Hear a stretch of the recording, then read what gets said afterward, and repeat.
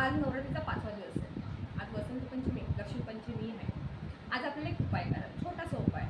जमलं तर कधी नक्की करा. म्हणजे काय करायचं आहे, किन्नर आता सर्वांना माहिती आहे. किन्नरांना तुम्हाला हिरव्या किंवा लाल बांगड्या द्यायच्या आहेत, त्यांना टिकलीचे पाकिट द्यायचे, हिरव्या टिकलीचं पाकिट द्यायचे. त्यांना तरी आता शक्ती तुम्हाला जे दान दक्षिण येतात त्यांना म्हणजे 21 रुपये 18 रुपये काही त्यांना द्या.